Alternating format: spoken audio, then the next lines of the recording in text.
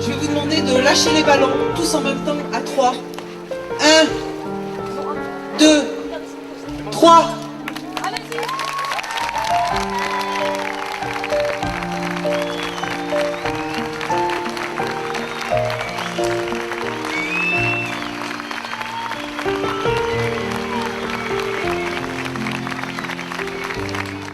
Merci d'être présent à nos côtés. Merci de créer ce lien de solidarité qu'on a senti tout le long de ces 3 jours. La douleur, elle est là. Au début, il y a l'anéantissement, on ne comprend pas. C'est comme, pour moi, c'est comme un cataclysme ce que j'ai vécu. On parle de tsunami, mais c'est pire. Il y a la douleur, puis pour l'atténuer, il y a 2 choses qui fonctionnent. La solidarité, celle que vous exercez, l'amour que tout le monde a témoigné, c'est vrai. Mais cette souffrance, elle s'atténuera si la justice de notre pays fonctionne. D'accord? Et honnêtement, j'aimerais remercier tous ceux qui sont là et ceux qui ne sont pas là. Cette marche est une réussite, une grande réussite pour Sofiane et Kevin. Une réussite pour que, justement, plus jamais ça. Une réussite pour la paix, une réussite pour que leur mémoire ne soit pas oubliée. الذين آمنوا والكافرون هم الظالمون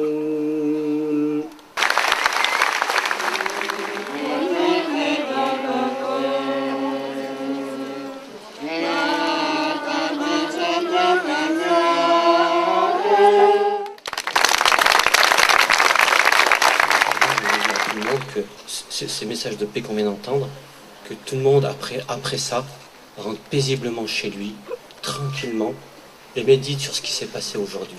Alors je vous dis, rentrez chez vous tranquillement, et bonne soirée à tous.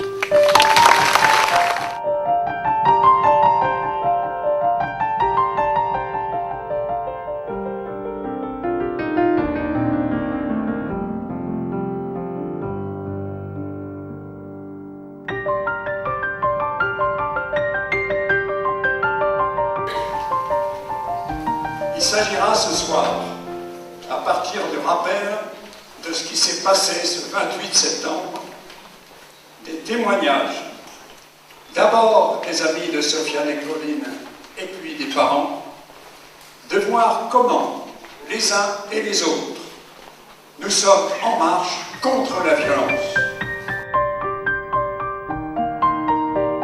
Combien de personnes vont encore être victimes des actes de violence? Comme vous le savez, j'ai grandi dans un quartier populaire. J'ai, comme ces jeunes, vécu certaines difficultés au quotidien. Mon parcours m'a présenté différentes personnes, allant du simple jeune désirant de s'en sortir, au caïd faisant régner sa loi pour son simple profit. Pour essayer de comprendre, prenons l'exemple de cet effroyable drame. Comment peut-on basculer dans un tel degré de violence? Au départ, ces jeunes étaient des enfants. Ils ne sont pas des criminels, ils le sont devenus. Nous pensons que différents facteurs ont joué dans la prise de décision de ces jeunes meurtriers. Le phénomène de groupe, l'influence des meneurs sur les suiveurs, la peur du ridicule et du rejet lorsqu'on ne suit pas la bande, la réputation au retour de quartier, le fait de se donner une image de dur afin d'affronter les autres ou encore chercher à ressembler à certains modèles sont sûrement là quelques éléments qui peuvent nous aider à comprendre le passage à l'acte. Ma parole ici ce soir devant vous, 12 ans après ce drame inqualifiable, au nom des amis de Kevin et Sofiane est le fruit de nos différentes contributions. Trouver les mots pour vous les partager a été une tâche ardue. On a ainsi pu longtemps comprendre à travers cet exercice que chacun de nous vivait l'absence de nos amis différemment. Nous étions certes tous tristes, mais les mots que nous posions ou utilisions n'étaient pas tous pareils. On a donc convenu, pour faire simple, d'éviter de nous enfermer par cet acte cruel et inhumain, mais de faire une immersion dans les valeurs que portaient nos amis Kevin et Sofiane. Soi-même, Kevin et Sofiane transmettaient à leur entourage l'envie d'affronter l'adversité, car c'est dans l'adversité que l'homme se mature et s'approprie son destin, avec comme perspective d'impacter positivement sur le tissu social. Kevin et Sofiane avaient l'art d'utiliser le rire avec des histoires drôles pour nous amener à prendre conscience de notre rôle moteur dans la pratique du vivre ensemble dans le quartier. Et en ce moment, nous allons au débat divers sur le football, la musique, la politique. Ce qui nous frappait avec eux, c'était cet art qu'ils avaient de ne pas nous blesser. Voilà aujourd'hui 2 ans que nous sommes amputés de 2 amis qui, par leur seule présence, arrivaient à créer un effet d'entraînement positif. Je vais laisser la parole à mon collègue Lucien. Leur départ, que dis-je, leur assassinat,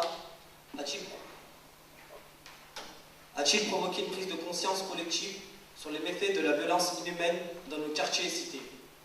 Souffrez de m'entendre dire non, car au-delà des familles, amis et de quelques membres du collectif, le quartier et la cité ne donnent pas l'impression que quelque chose a changé après ce drame inqualifiable.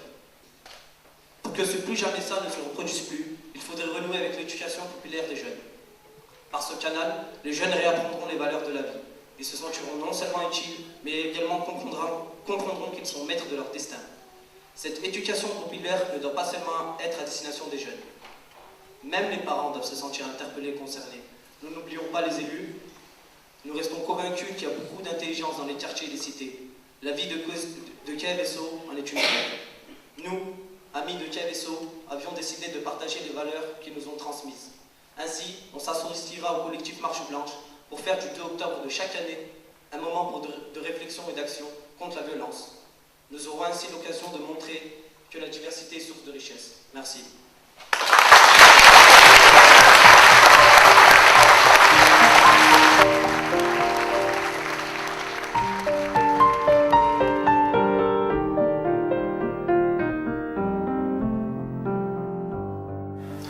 Comment, en tant que parent, pourrait-on réagir face à un tel drame, surtout lorsqu'on pense avoir tout donné pour l'éducation de son enfant? Cependant, ma principale question a été celle-ci. Pourquoi ces personnes ont posé un tel acte aussi cruel? Ou comment comprendre un tel agissement? La Marche Blanche m'a donné le sentiment que notre souffrance était partagée.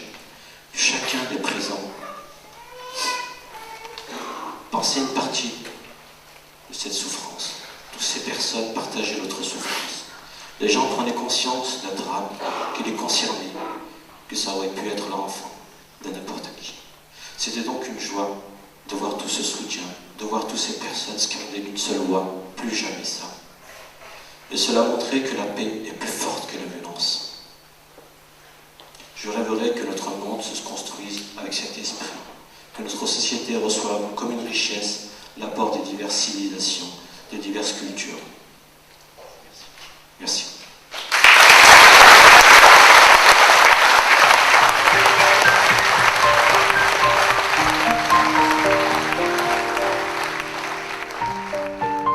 Pourquoi écrire, voilà. Parce qu'il me semblait qu'il fallait porter ce message qui a été scandé pendant la Marche Blanche. Vous avez vu ce film? Plus jamais ça. Kevin et Sofiane, nous ne vous oublierons jamais. Il était dit aussi, il ne faut pas que ces deux-là soient partis pour rien. Cela me rappelle que je disais quand même au lendemain du drame que c'était un drame de la vie ordinaire. Drame non ordinaire, mais de la vie ordinaire. De jeunes enfants sans histoire, insérés dans leur quartier et dans la vie, comme leurs parents l'étaient. Mais je suis persuadée qu'à défaut de répondre complètement à pourquoi c'est arrivé, on peut tenter de répondre à la question comment faire en sorte que cela arrive le moins souvent possible. Pardon, je suis un peu véhémente. Je ne suis pas dupe. Hein. Notre monde est un peu peuplé de petits jalons de violences, mais si on pouvait les réduire, hein, on parle de paix, voilà.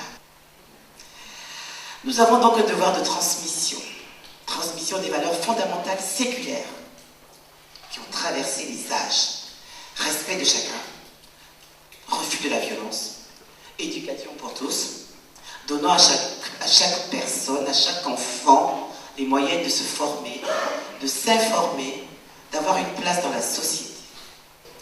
On ne dira jamais assez que le problème de la violence relève d'une responsabilité partagée entre la famille, l'école, la cité, l'État.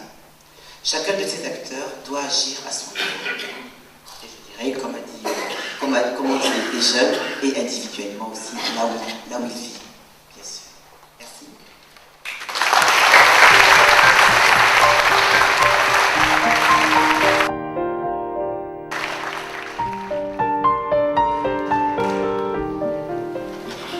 Aurélie a écrit « Dans cette affaire, je ne vois que des victimes. » C'est bien pour cela que les deux collectifs, les deux Villeneuve, celle de Grenoble et celle des Chirolles, se sont retrouvés ensemble depuis le drame, et notamment afin de mobiliser pour cette grande marche blanche. Le drame des Chirolles nous a fait vaciller, toucher en plein cœur, laissé sans voix tant il est incompréhensible, résistant à toute analyse, à toute simplification, à toute interprétation. Nos deux territoires sont liés. Nous partageons les mêmes problèmes, les mêmes difficultés, nous nous posons les mêmes questions sur l'éducation, la prévention, le vivre ensemble. Nous souhaitons faire vivre ce lien en agissant en commun et contredire ainsi la stigmatisation de nos quartiers. Il faut montrer aux institutions que vivre ensemble dans nos quartiers se réalise en tenant compte de la réalité au quotidien et de la dignité de ceux qui y habitent. C'est en rencontrant ces jeunes que j'ai compris une chose, c'est que la parole est libératrice. On peut être victime d'une violence, mais il n'est pas aisé et évident de pouvoir poser les bons mots. Et la rencontre avec ces jeunes m'ont amené à comprendre que si la violence perdure, c'est parce que nous refusons de mettre en avant des singularités positives. Devant la difficulté, nous pensons en vous et rappelons avec courage les valeurs qui se retrouvent dans la charte du collectif Marche Blanche, telles le refus de la violence, la volonté de bâtir ensemble notre société, le respect de chacun, l'éducation permettant à chacun d'avoir sa place, la lutte contre l'indifférence, l'action pour créer des conditions sociales acceptables à tous. Ne restons pas silencieux, ne restons pas à l'écart. Refusons de dire que c'est l'affaire des autres et engageons-nous pour donner sens au plus jamais ça. Je vous remercie.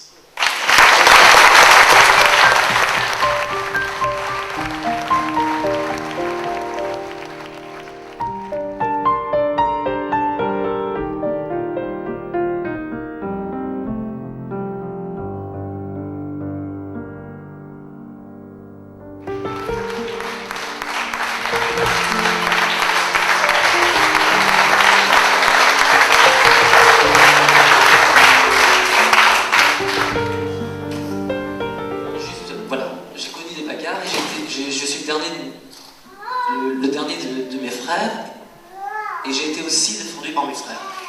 Donc je vais les faire très courtes parce que je ne pourrai pas vous parler ce soir et je n'ai pas le droit de pleurer et je ne pleurerai pas. Juste j'ai été très glacé et choqué par cette histoire parce que je suis un enfant des Chirolles. Et que ma manière de m'exprimer, c'est la musique.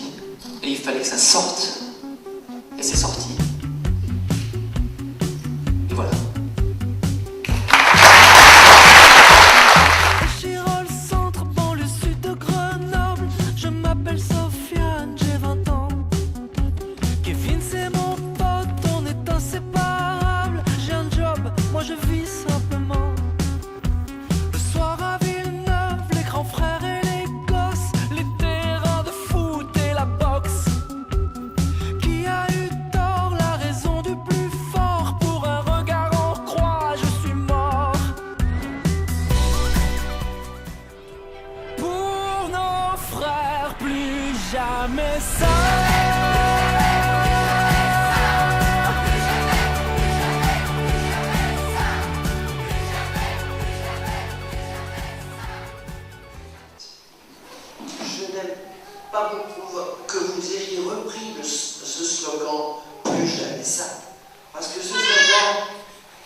100 ans qu'il existe, que des millions de gens se sont battus, ce qui n'a pas empêché les États d'obliger des millions de jeunes à s'entretuer. On a passé plusieurs mois à se demander si le travail qu'on faisait servait à quelque chose et à quoi on servait. Et lui et moi, ça fait plus de 20 ans qu'on fait ce travail-là. Mais pour les professionnels, ça a été une véritable douleur parce qu'en même temps, on voulait rester conforme à ce qu'on avait envie de défendre comme valeur sur le territoire où on était. Parce que tous ces jeunes qu'on fréquente au quotidien, on sait ce qu'ils valent. Ce sont des jeunes formidables. Et on a souffert de voir dans les médias tous les aspects négatifs qui étaient mis en avant de cette jeunesse formidable. Ça me rappelle une discussion que j'ai eue la semaine dernière avec plusieurs jeunes de la Villeneuve sur la question: est-ce qu'on vit en paix? Oui, on vit en paix. On a l'absence de la guerre, mais est-ce qu'on vit vraiment en paix? Et ça nous rappelle, ça m'a rappelé le repas citoyen que Villeneuve-Bou a organisé et auquel j'ai pu participer, où les gens ont pu observer que la violence n'est pas uniquement dans les actes, mais la violence est aussi dans la façon qu'on regarde l'autre, et la violence est aussi dans les institutions. Que malgré toute cette journée d'amour et tout ce qui s'ensuit, le geste il reste incompréhensible et inexplicable. C'est pas des humains qui ont fait ça. Et pour revenir sur la dame qui disait qu'il fallait bâtir des ponts, à l'heure actuelle, on n'a pas envie d'en bâtir avec des gens comme ça. Il n'y a pas eu de représailles après ces deux assassinats.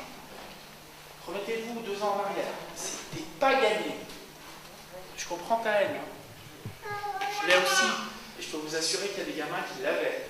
Et grâce au discours de ses parents, il n'y en a pas eu. Donc ça, c'est déjà quelque chose de concret. Okay, c'est acté. Le plus jamais ça, c'est déjà ça. Moi, mon premier message, c'est-à-dire qu'il y a une des choses que je combat, c'est le consumérisme, et je combats également le consumérisme des élus. C'est-à-dire que c'est à chacun d'entre nous de choisir si on fait partie du problème ou si on fait partie de la solution, et c'est en cela que je veux vous dire un immense merci d'avoir choisi délibérément de faire partie de la solution pour ce drame non ordinaire de la vie ordinaire, ça me parle bien. Et qu'on partage le fait que peut-être que notre société est en train, on peut à la fois voir que notre modèle ancien est en train de s'effondrer, que le nouveau peine à venir, c'est Gramsci, et qu'au milieu surgissent des monstres. Donc effectivement, au milieu surgissent des monstres sous plein de formes différentes. Mais toujours est-il que nous pouvons, et que moi, j'ai pris une petite charge sur les épaules, une responsabilité qui m'a été confiée, et ma perspective, c'est d'aider, de faciliter à faire émerger le modèle nouveau. Qu'est-ce qu'on peut faire? Voilà, vous avez entendu tout à l'heure, d'ailleurs je ne l'ai pas pris personnellement comme Pierre Raymond disait agressif. Je trouve que c'est normal que les citoyens se posent ces questions et interpellent leurs élus. Mais je crois qu'effectivement, sur certains aspects, la réponse, les élus n'ont pas. Ils n'ont pas. Et on ne peut pas avoir, je dirais, une réponse qui a trait à l'humanité. Moi, je me suis posé, il suffit de reprendre mes propos de l'époque, je me suis posé la même question: comment, à un moment donné, peut-on arriver à un tel acte d'inhumanité? Mais un tel acte d'inhumanité, mais qui a été accompli par des humains. Alors il faut qu'on s'interroge nous tous, effectivement, collectivement. Nous, nos générations, nous, en tant qu'élus, mais les jeunes aussi. C'est pas simplement dans l'émotion qu'il faut réagir. Il faut effectivement réagir dans la réflexion, dans l'engagement associatif, militant, ce qu'on veut, citoyen. Il faut faire partie de la cité, il faut faire partie de son quartier, il faut faire partie de la société. Parce que la société aujourd'hui, elle est violente. Pour sa part, le collectif Marche Blanche, comme on l'a dit tout à l'heure, ce que Nabil a souligné, on vise le 2 octobre. c'est vrai qu'à notre connaissance, jusqu'à maintenant, le 2 octobre, il n'y avait pas grand-chose qui se passait sur notre agglomération. C'est peut-être important que les uns et les autres, on suscite de partout une action contre la violence. Dans les allées du parc Maurice Torres, on a poignardé ma jeunesse. Qui a mis ça, la guerre dans nos quartiers, l'abandon, l'ennui, la télé, des couteaux de combat dans les mains des gars. Je m'appelle Sofiane, j'ai 20 ans. Et c'est mon pote, on est inséparables. J'adore, moi je vis simplement. Le soir à 19h, les grands-frères et les gosses, les terrains de foot et la boxe. Qui a eu tort, la raison du plus fort, pour un regard en bras, je suis mort. Dis-moi pourquoi la vie continue sans moi.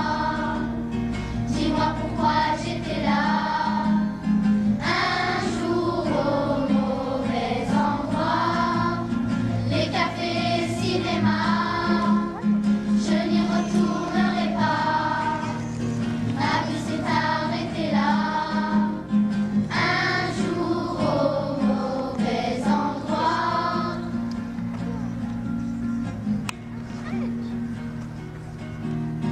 Un grand merci à tous les coureurs de la course Le Relais de la Paix, une course de 33 km autour de l'agglomération grenobloise. Et ben moi j'ai envie de les féliciter parce qu'ils viennent de faire 33 km. Bravo! Le lycée, comme tous les lieux d'enseignement, c'est un lieu de rencontre, un lieu d'échange. C'est un lieu où on doit apprendre à vivre ensemble, un lieu où on doit apprendre à se comprendre, à se regarder, à se sourire, à se regarder avec bienveillance. Bonsoir tout le monde. Comme l'a dit Evie, nous sommes ici pour vous parler d'un projet que nous avons fait l'année dernière, qui était intitulé « Vers une communication non violente ». Nous étions dans une classe de seconde et le but de ce projet était de nous faire prendre conscience que la violence, on la vivait au quotidien, tous les jours, quand on était tous acteurs et tous victimes. Au départ, on nous a demandé ce qu'était pour nous la violence. On a tout de suite pensé à la violence pure et dure, les fusils, les couteaux, les bagarres. Et au fur et à mesure de l'année, nos pensées ont évolué. On a eu une réelle prise de conscience sur ce qu'était la violence dans notre environnement et qu'au final, elle était tout proche de nous. Donc ça peut être des gestes, des attitudes, des bousculades, essentiellement les violences verbales que nous considérions comme banales, parce qu'on en entend tellement tous les jours qu'on n'y prêtait même plus attention. On s'est dit que pour ne pas être violent, il fallait être bien avec soi-même. Sur cette affiche, on peut voir des gens tous différents, qui sont opprimés et qui deviennent tous pareils, plus tristes et moins bien dans leur peau. À la fin de ce projet, on s'est dit qu'on avait fait quelque chose de bénéfique. Au début de ce projet, on se disait « Pourquoi ça ? Comment des simples affiches peuvent faire changer quelqu'un ?» Et finalement, on avait peut-être tort. Parce qu'au final, le but était peut-être d'abord de nous faire changer nous. Et si on a réussi à prendre conscience, c'est déjà une très belle victoire.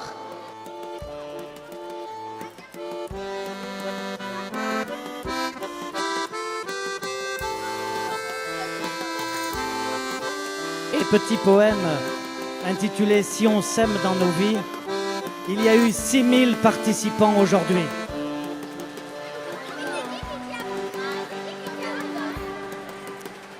Et dans les écoles d'Échirolles et d'ailleurs, et de Grenoble, Fontaine, etc., il y a eu plus de 3000 enfants qui ont chanté aujourd'hui.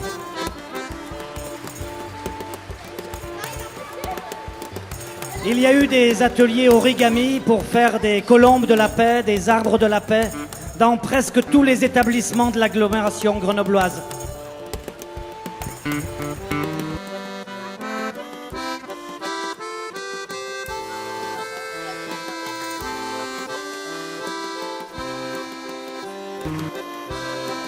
Aujourd'hui, on a beaucoup parlé de non-violence et de paix. Ce ne sont pas des simples mots. Être non-violent demande un travail sur soi. Si nous sommes ici aujourd'hui, 2 ans après, c'est parce qu'il y a des éléments qui ont contribué à construire en nous la non-violence et nous montrer la beauté de cette non-violence. Car croyez-moi, être non-violent n'est pas une chose facile.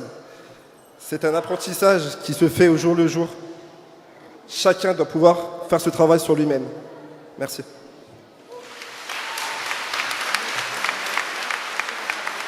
Kevin et Sofiane n'étaient pas violents. Ils savaient créer un climat de paix et de sérénité. Paradoxe de la vie, ils ont été arrachés à la vie par la violence. Une question me vient à l'esprit. Est-ce parce que la violence abjecte les a arrachés à la vie que nous devons faire pareil? Je m'empresse de dire non. Et comme le dit Martin Luther King, ce qui m'effraie, ce n'est pas l'oppression des méchants, mais l'indifférence des bons.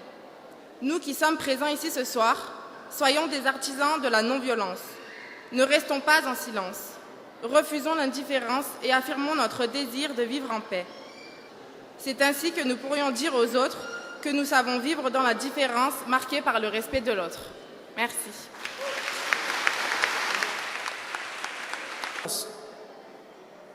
L'idée ici est de sortir de la non-violence, comme slogan pour lui donner un sens concret. Nous avons donc décidé d'organiser, avec l'association Modus Operandi, des ateliers de co-construction d'une culture de la non-violence. Ces ateliers s'étaleront tout au long de l'année 2015. Cette idée d'atelier est encore en chantier et nous comptons bien la mettre en œuvre avant la fin de cette année. Pour finir, messieurs et mesdames, n'oublions pas Kevin, n'oublions pas Sofiane, n'oublions pas leur histoire. Merci.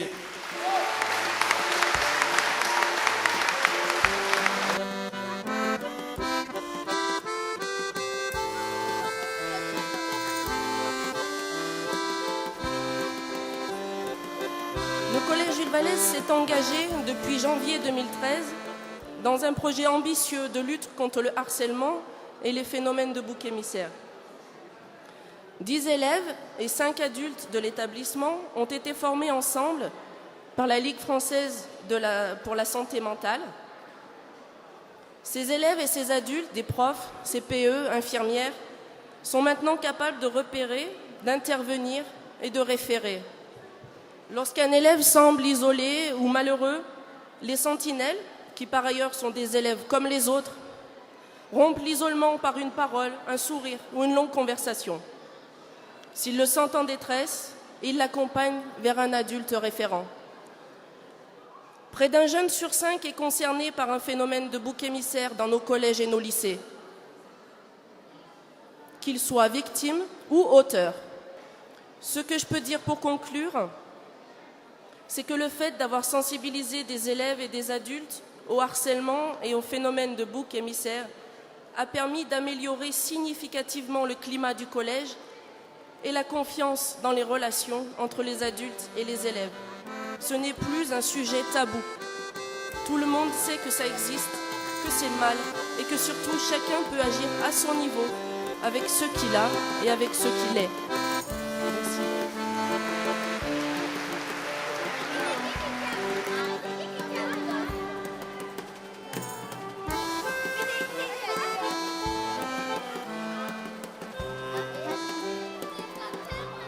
Je veux vous dire que la non-violence doit être notre combat à tous. Un combat qui nous rassemble, qui nous unit et qui nous rend plus forts. Aujourd'hui, à l'heure du pire, à l'heure de la désolation, alors que nos politiques ne trouvent plus les mots pour parler à leurs concitoyens, alors que la guerre nous menace, nous ne devons pas perdre l'espoir d'une paix durable dans nos villes et dans nos maisons, car c'est de cet espoir que naît notre lutte, et c'est par cet espoir que notre lutte aboutira. Beaucoup n'ont plus espoir. Beaucoup pensent que cette lutte est perdue d'avance. Cela, je veux leur dire de relever la tête, de rejoindre le combat citoyen, notre combat, en pensant à l'image du monde que notre lutte offrira au peuple de demain. Notre pays est un pays d'ouverture, de tolérance, d'immigration. Et ces qualités que nos pères ont construites nous donnent aujourd'hui un pays d'une diversité culturelle unique qui ne doit pas nous effrayer. Bien sûr, vivre ensemble, en paix, en acceptant toutes nos différences, est un projet difficile. Mais ce projet fait de notre peuple un grand peuple et de notre pays un grand pays. La paix est un arbre dont nous devons être les racines. La paix commence ici. La paix, c'est nous. Merci.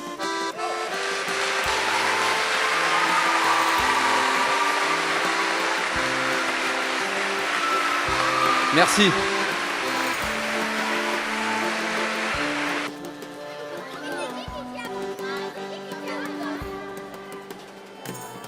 Il faut que cela continue.